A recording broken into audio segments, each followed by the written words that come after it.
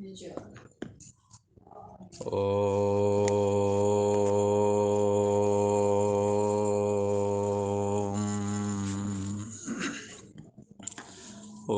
गुरु ब्रह्मा गुरु विष्णु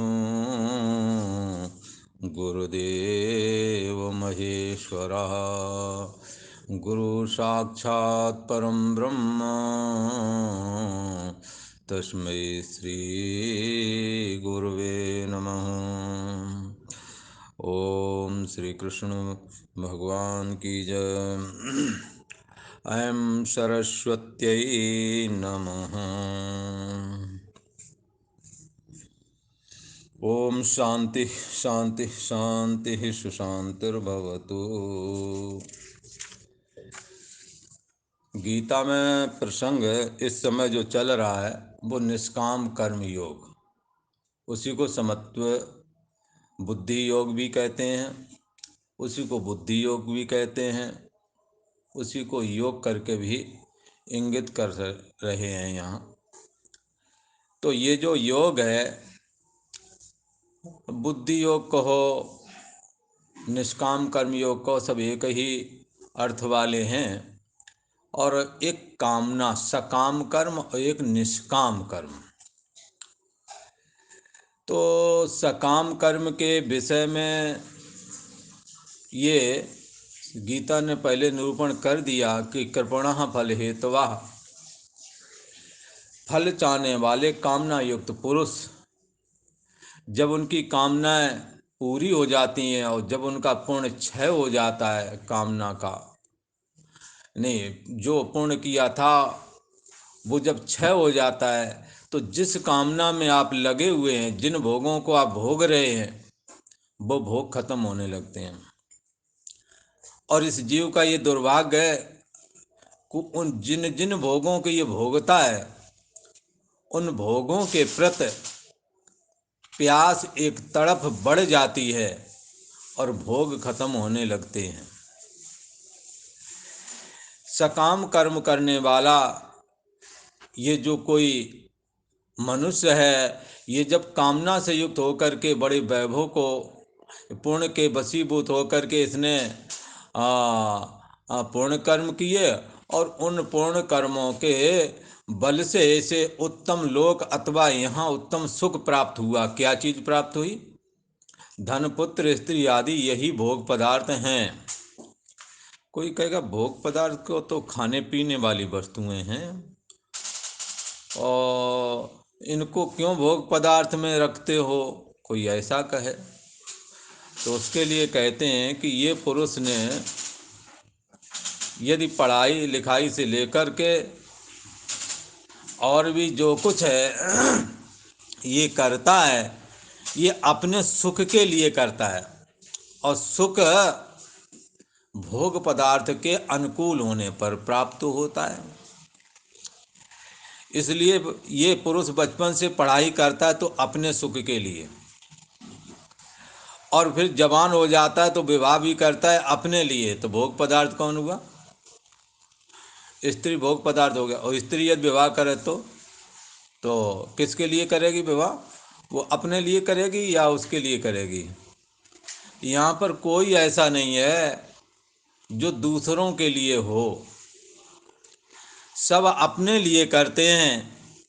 यही वजह है कि गीता ये कहना चाहती है, सब कुछ अपने लिए करते हो, कुछ दूसरों के लिए भी करो तो उसका अनंत फल तुम्हें प्राप्त होवेगा। चाहे स्त्री हो या पुरुष हो, सभी अपने लिए ही हर वस्तु का संग्रह करते हैं। स्त्री यदि विवाह करती है, चलो कोई ये कह देगा वो तो ना समझ होते, उनको तो विवाह जबरदस्ती कर देते हैं बोला, पर वो समय अब निकल गया, अब अपनी मर्जी से करते हैं। ये अपनी मर्जी से करने वाली लड़कियों को देखो, ये किसके लिए विवाह करती हैं? अपने लिए या पति के लिए?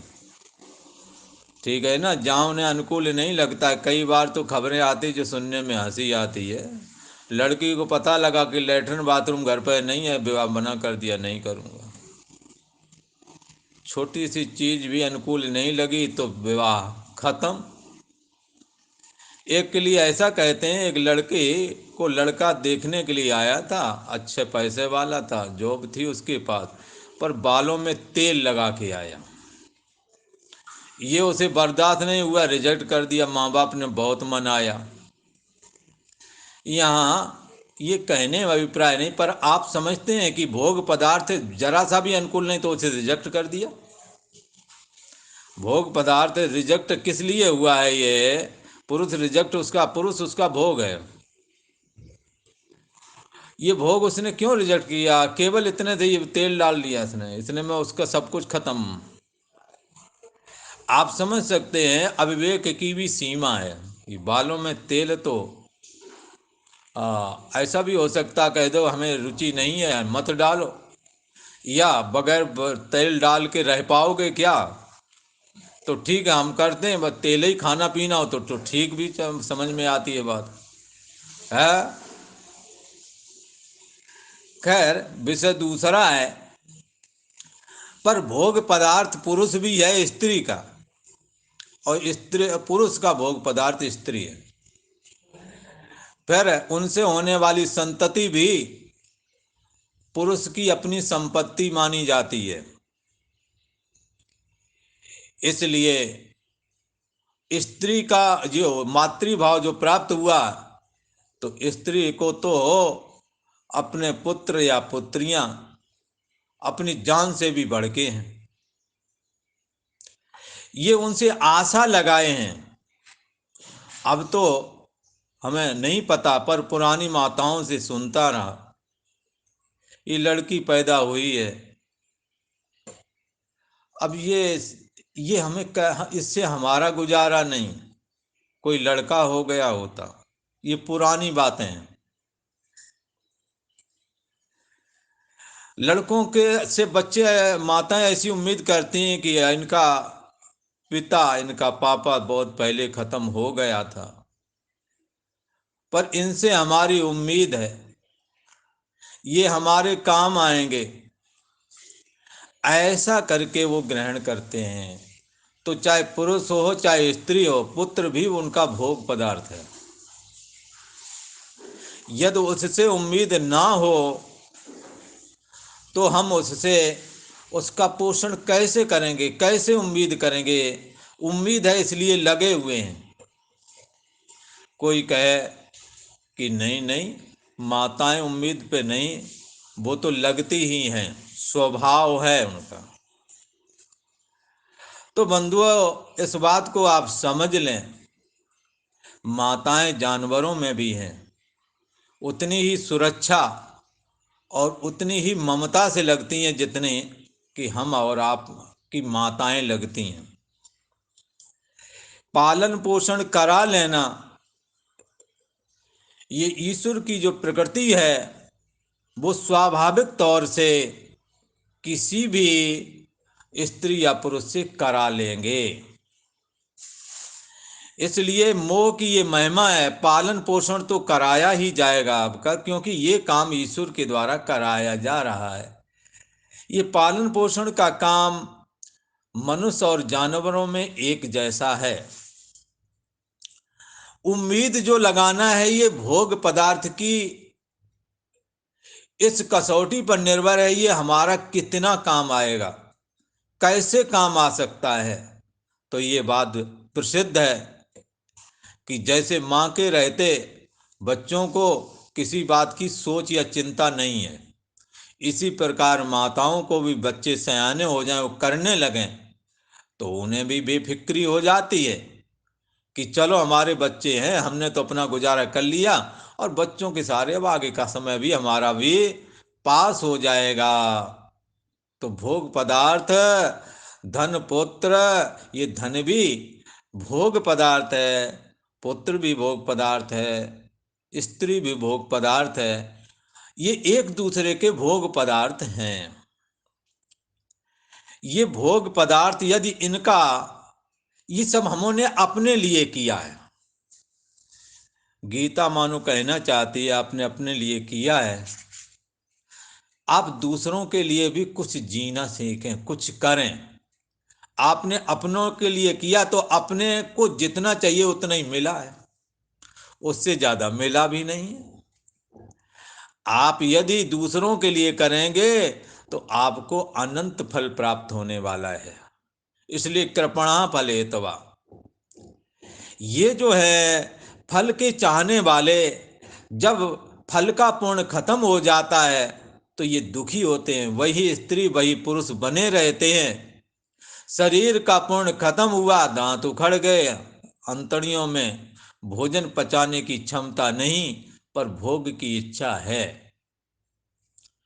इसी प्रकार से कई बार हम चाहते हैं कि हमारा भोग पदार्थ बना रहे, और ये किसी से पूछने की बात नहीं है। कभी कभार पुरुष और स्त्रियों का आपस में बड़ा प्रेम है, स्त्री चल बसी तो भोग पदार्थ चल बसता है, अथवा भोगने वाला सामर्थ्यहीन हो जाता है।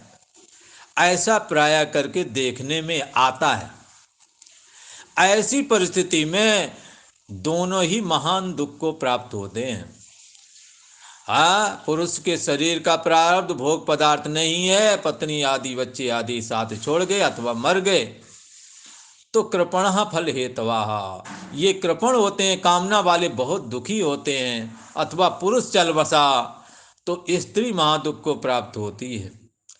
और जिस भोग पदार्थ के जो भोग पदार्थ को जुटाता है, ऐसा जो धन है, यदि वो भी हमारे पास ना रहा तो हम कृपणः फल हेतवा, ये धन चाहने वालों का जब धन खत्म हो जाता है, धन अपने पूर्ण से आता है। जब पूर्ण वो नहीं रहता है तो धन खत्म हो जाता है, जिससे कृपणः फल हेतवा, ये फल चाहने वाले महान दुख को प्राप्त होते हैं।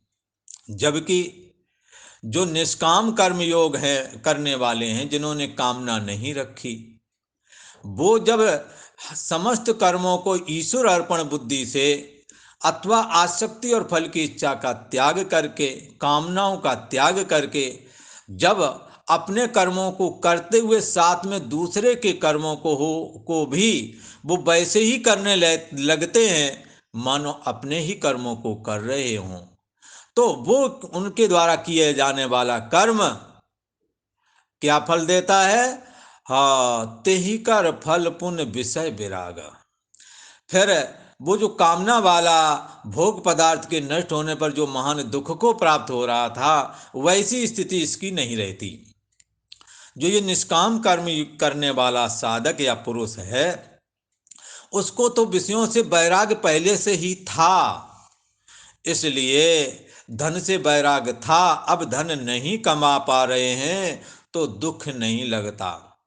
उन्होंने संसार की नश्वरता को पहले ही विचार लिया था, इसलिए अब परिजनों का जो वियोग हुआ है उसमें दुखी तो हैं, पर ईश्वर का विधान ऐसा ही है, ये ऐसा ही होना था।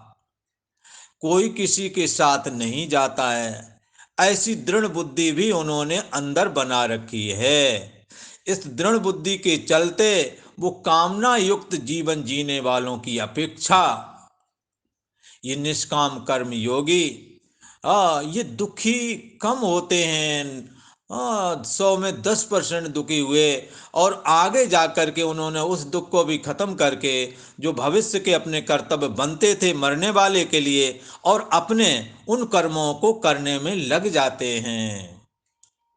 इसलिए गीता में जो पहले प्रतिज्ञा की थी कि विद्वान पुरुष जिनके प्राण चले गए हैं उनके लिए शोक नहीं करता, और जिनके प्राण हैं उनके लिए भी शोक नहीं करता, इसलिए कि ये कुछ कर सकेगा, अभी इसके प्राण चल रहे हैं। इस करके निष्काम कर्म योग और सकाम कर्म योगियों का गीता ने भली भांति निरूपण किया। किस प्रकार कामना युक्त पुरुष दुखी होता है और किस प्रकार से निष्काम कर्म करने वाला ये योगी, ये साधक, ये मनुष्य अंत में जाकर के महान शांति को और परम सुख को प्राप्त कर लेता है, ये बात बताई गई। भगवान श्री कृष्ण ने अर्जुन से कहा, निष्काम कर्म करने वाला ये साधक जो योगी है, ये अपने कर्मों का बंधन काट डालता है, निषिद्ध कर्म ये करता नहीं है, और शुभ कर्मों का फल इसे नहीं चाहिए। इस करके शुभ कर्म उसका परमात्मा के फल इसने लिया नहीं, तो परमात्मा की भक्ति के रूप में उसके शुभ कर्मों का फल तब्दील हो जाता है और फिर उस भक्ति के द्वारा परम सुख को प्राप्त होता है। रामायण में कहा, भक्ति स्वतंत्र सकल गुण खानी, बिन हरि कृपा या बिन सत्संग न पावें प्राणी। ये रहस्य की जो बात है, ये बगैर सत्संग के विचारक आचार्यों अथवा विचारक संतों के अलावा और कौन ये बात बताए कि आप जिस कर्म में लगे हुए हो, उस कर्म करने के पीछे जो तुम्हारी कामना है, ये कामना ही तुम्हारे दुख का कारण है। इसलिए ये रहस्य रघुनाथ कर बेग न जाने कोई। ये राम जी के रहस्य की बात है। इसको तो कोई संत, कोई विचारवान पुरुष, कोई सज्जन पुरुष ही बता सकता है, जिसने गीता को सच्चे अर्थों में श्रवण करके धारण किया है। ऐसा कहा भगवान श्री कृष्ण। कहते हैं, ये निष्काम कर्म योगी अनामय पद अंतर्यामी महान आत्मा को प्राप्त हो जाता है। तो भगवान श्री कृष्ण कहते हैं कि हे अर्जुन, वो परमात्मा को कैसे प्राप्त होता है? तो इसके पीछे दो कारण हैं। निष्काम कर्म तो उसने किया ही है, और दूसरी बात ये मोह रूपी दलदल से निकल आया। बताया ना, निष्काम कर्म योगी के अंदर मोह भी कम हो जाता है। कामना युक्त होने की वजह से, बार बार विचारने की वजह से उसने संसार के मिथ्यात्व का भी विचार किया है। लिहाजा विचारते विचारते इस नतीजे पर पहुंचा कि हमारा जो खुशहाल ये परिवार है, ये ऐसा नहीं रहेगा आगे जैसा हम देखते हैं। हमारा शरीर भी ऐसा नहीं रह जाएगा जैसा हम देखते हैं। बांधवों में ऐसा प्रेम नहीं रह जाएगा जैसा कि अभी हम देखते हैं।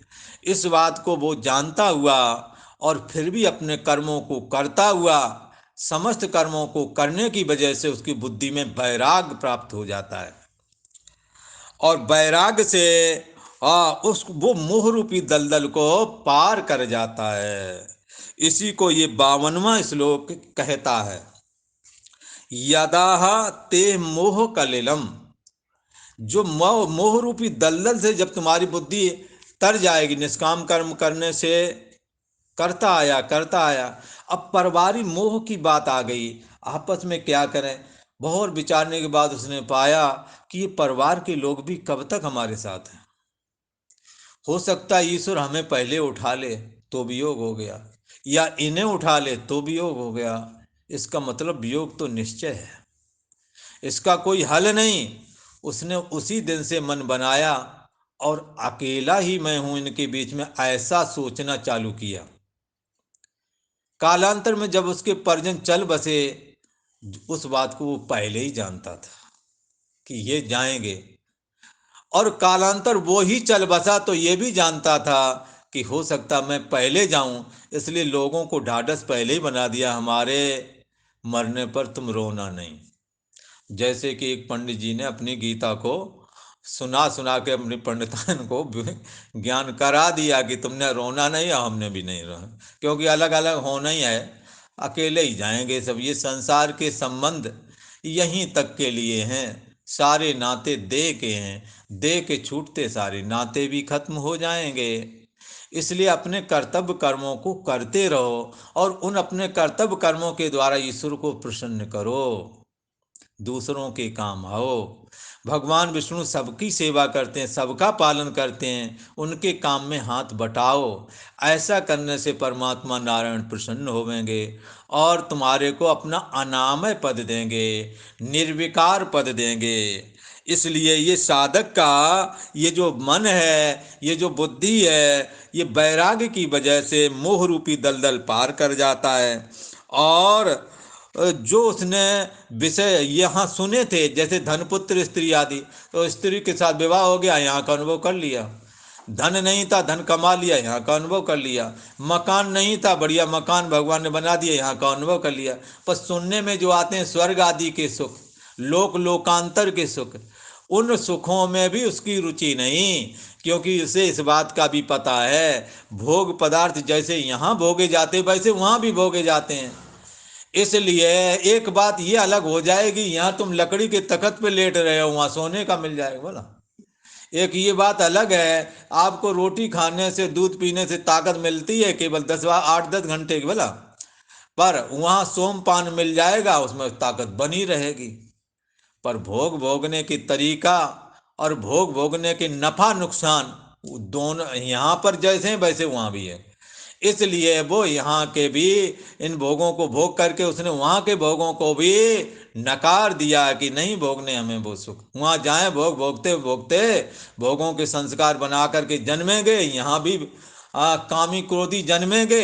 यहाँ जब जन्मेंगे तो यहाँ फदियत कराएंगे। इसलिए बड़े बड़े राजा लोग स्वर्ग आदि से गिरे हुए ही हैं, ऐसा समझना चाहिए। पर राजा लोगों के 4 बड़े भारी व्यसन माने गए हैं, जिनसे वो नरक द्वारा जाते हैं। मतलब स्वर्ग से आए हैं, फिर राजा बने, राजा के बाद नरक में जाना है।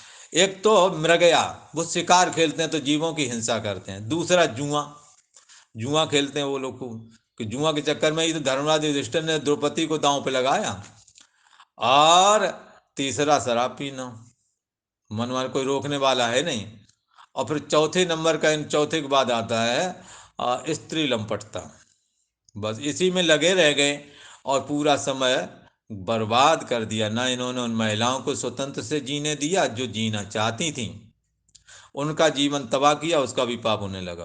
बोला और अपनी वृत्ति जो खराब की तो नरक का कीड़ा बन गए जा करके। इस करके ये कामना वाले कितने दुखी होते हैं। भगवान श्री कृष्ण ने कहा इस मोह रूपी दलदल से अर्जुन अपनी बुद्धि को हटा लो। क्यों कह रहे हैं ऐसा? आगे युद्ध होने वाला है। अभिमन्यु आदि बड़े बड़े इनके पुत्र, द्रौपदी के 5 पुत्र, ये सब मारे जाएंगे। भगवान श्री कृष्ण कहते हैं ऐसा जान लो आज भी तुम अकेले हो। दोनों दल के मारे जाने वाले, दोनों दल मारा जाएगा, ये भगवान को मालूम है, अर्जुन को तो मालूम है नहीं। इसलिए कहते हैं तुम अपना मोह हटा लो, मोह रूपी दलदल से अपने को निकाल लो। यहाँ कोई किसी का नहीं है, सबके अपने अपने प्रारब्ध हैं, अपने अपने प्रारब्ध भोग के निकल जाएंगे।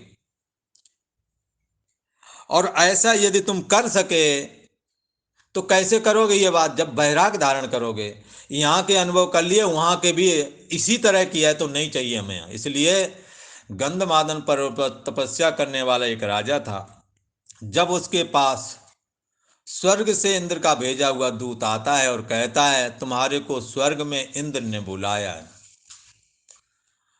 तब दूत ने तब राजा ने कहा कि भाई बुलाया है तो किस लिए बुलाया? बोले यहाँ रहने के लिए। बोले तुम्हारे सुख में क्या खासियत? बोले वहाँ हमेशा सुखी रहोगे, शरीर की ताकत घटेगी नहीं, भोग पदार्थ खत्म होंगे नहीं, खूब आनंद से रहो। बोले बाद में क्या दशा होगी? बोले छींड़े पोड़े मर्तलोक की बिसंती, मनुष्य लोक में फेंक दिया जाएगा।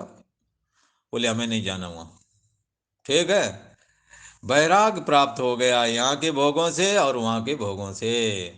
इसलिए अपनी बुद्धि को भली भांत मोह से अलग कर लो, ऐसा कहा। और चौथा जो मामला बनता है, ये दूसरा जो मामला बनता है, 2 प्रकार के मोह हैं। एक ये धनपुत्र स्त्री आदि का दलदल, इससे निकल नहीं पाता। अच्छा ये ऐसा है ना, जैसे बालू में पानी की बूंद डालो, सूख जाएगा कि नहीं सूख जाएगा? फिर दूसरी बूंद डालो, तीसरी, फिर 1 लोटा जल डालो, वो सूख जाएगा। ऐसे पहले अकेले थे, फिर किसी तरह से माँ बाप मर गए थे, किसी तरह पढ़ लिख गए, लड़का खूबसूरत था, कईयों विवाह आ गए, बोले हम करेंगे हम करेंगे, फिर एक का कर लिया। बोला उसके साथ मोह जोड़ गया, उसके ससुराल वालों से जुड़ गया। बोला फिर इसके बाद में उसके बच्चे हुए, उनके विवाह हुआ, उनसे मोह जोड़ गए। अब नाती हो गए, अब नाती हो गए तो कहता है कि नाती का विवाह हो जाए। बोला नाती का विवाह कर लिया, फिर कहते एक पोता है, वो उसका भी बेटा, नाती का भी, कहते इसका भी विवाह देख लूं, फिर भले ही मर जाऊं कोई बात नहीं। हद है इस जीव के मोह की, इसका अंत नहीं आता। इसलिए मोह रूपी एक दलदल है, इससे निकल नहीं पाता, यहां से तो निकलना पड़ेगा, ऐसा कहा। इसी प्रकार एक शास्त्र रूपी दलदल है। शास्त्र रूपी दलदल से हम कैसे निकले?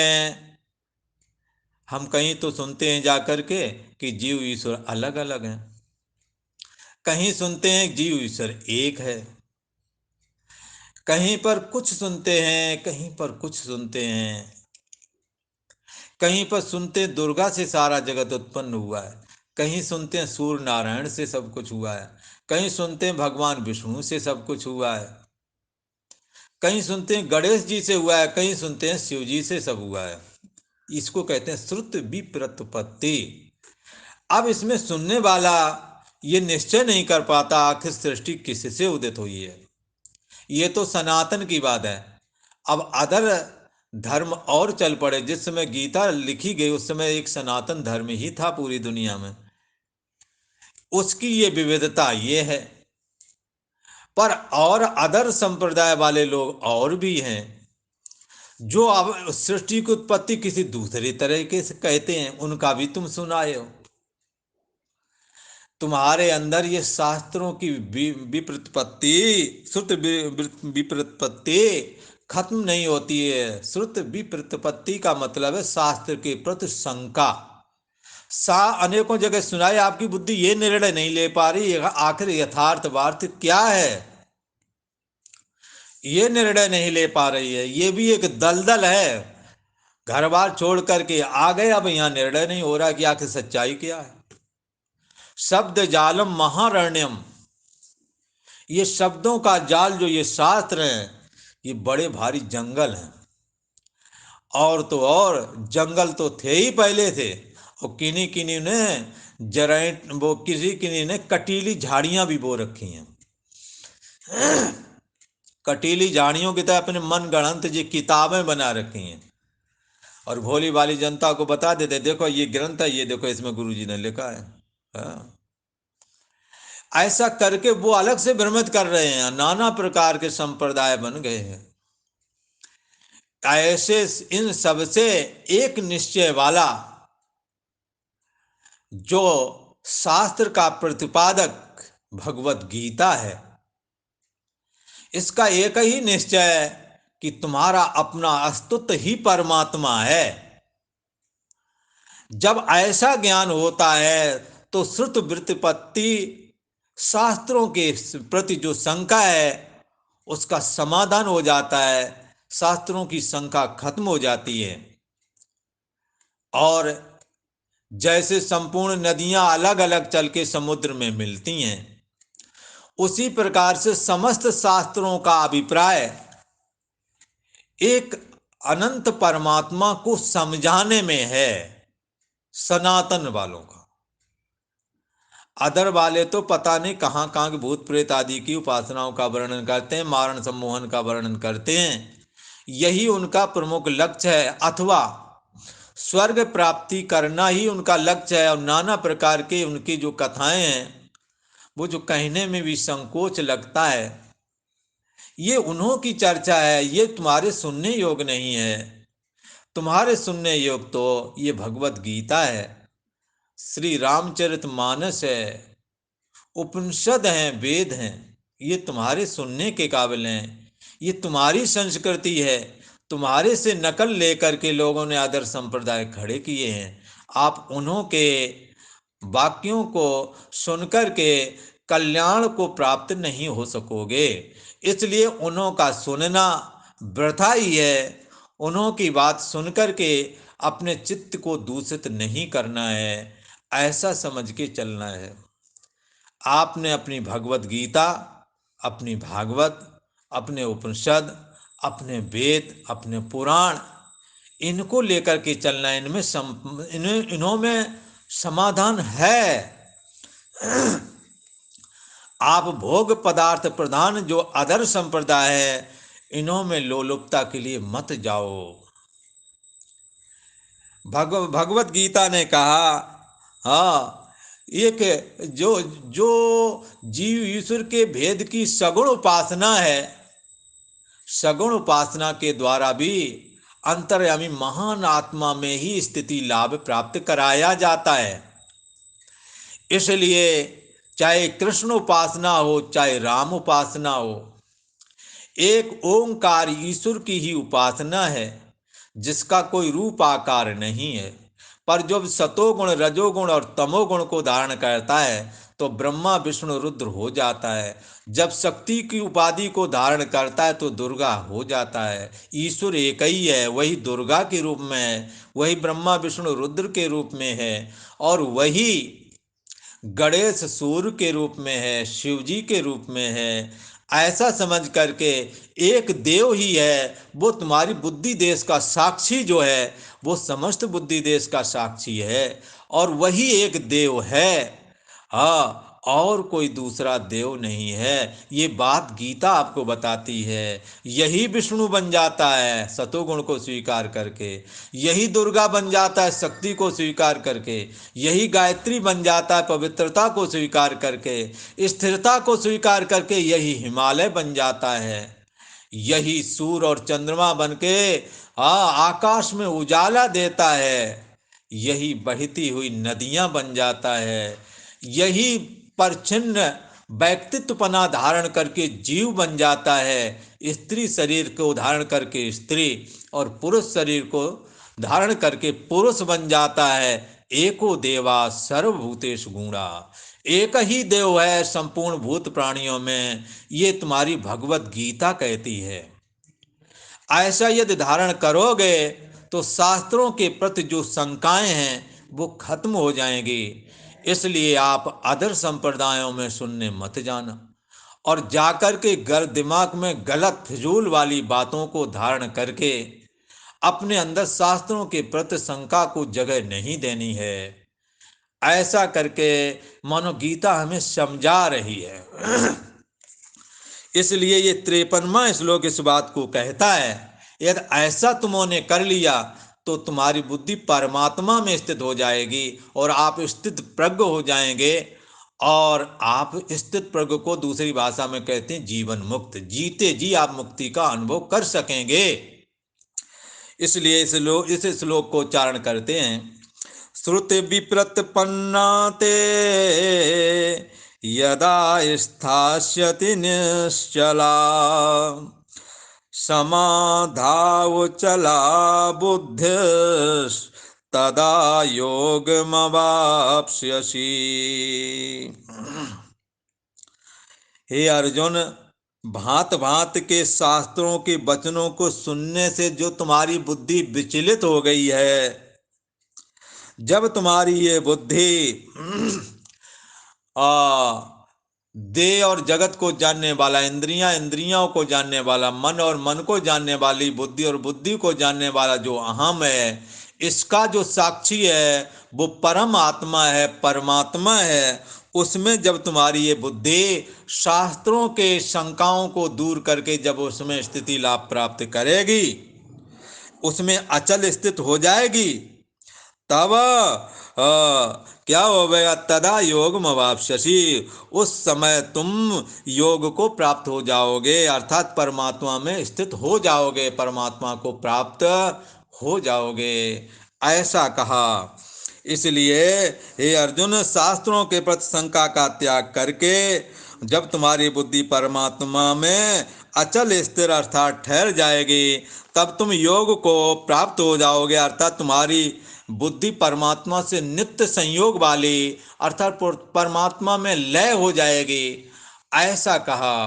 फिर जैसे कोई बुलबुला पानी में डुबा दिया जाता है, ऐसे वो बुलबुला पानी रूप हो जाता है, अब उसके मरने का खतरा नहीं रहा। ऐसे ही जब तुम्हारा परिच्छिन्न व्यक्तित्वपना रूप जीव रूप बुलबुला, जो महान समुद्र रूप परमात्मा जो बुद्धि का साक्षी है, उसको उसमें जब लीन हो जाता है, कैसे लीन हो जाता है, देह मैं नहीं हूँ, इंद्रियां मैं नहीं हूँ, बुद्धि और अहम भी मैं नहीं हूँ, इसका जो जानने वाला सोहम अस्मि वो मैं ही हूँ, ऐसा कह करके अपने आप को लीन कर लेता है। तब इसका जीव का नित्य संयोग, नित्य मिलन, अर्थात अपना अलग से भाव खत्म करके एक परमात्मा रूप ही हो जाता है। जैसे नमक की डली पानी में डाल दी गई और आपन घुर पानी भई बहुर कहे को बैन, जाकर के पानी हो जाता है नमक। ऐसे ही ये परम ब्रह्म परमात्मा में जीव मिलकर के और धन धन हो जाता है, कृतकृत हो जाता है।